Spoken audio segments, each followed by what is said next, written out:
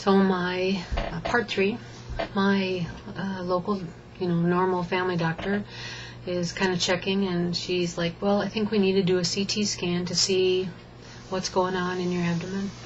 So they set me up for that, and you get to drink this fun little juice. But to me, it didn't taste like anything, but that's because I can't taste anything anyway. So it was actually cold and good, and that was okay. So Wednesday,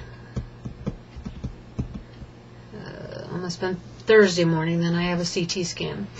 Results come back. My doctor comes in and checks with me and says that I definitely have either a mass or something going on in my colon, a blockage, or maybe it's diverticulitis.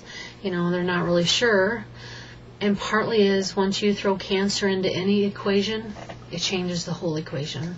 And so now they can't really make any big decisions because they pretty much need to check with an oncologist first. So my doctor said she would call me back because she actually wants to speak with the GI doctor first, a surgeon at the hospital there. So I said, okay. So she calls me back and says that he's actually in the building. He's the on-call doctor that night, so he was going to come in and talk with me. So part of it is I have gas, like belchy gas, so since I'm not being able to pass anything. So about Thursday night, 10 o'clock, this surgeon comes in and sits down and talks to me about the pain in my abdomen. He says they have like 2 definite spots that have shown up that show some kind of mass. Now, it could just be the infection that's been trying to pass. He doesn't want to say cancer, but they're always concerned about cancer once you have cancer. Now, personally, I don't know anybody that's probably gotten cancer while they're doing chemotherapy, but, I let that kind of go for now because who knows. Especially after I just had a PET scan like 2 weeks ago that said, there was nothing, not even a spot.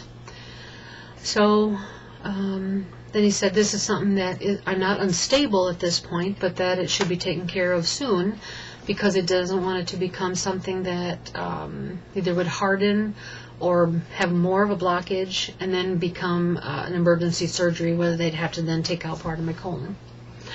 So he said, but he would like to consult with another surgeon, that he's one of his colleagues. Okay. So about a half hour later, 10:30 on Thursday night,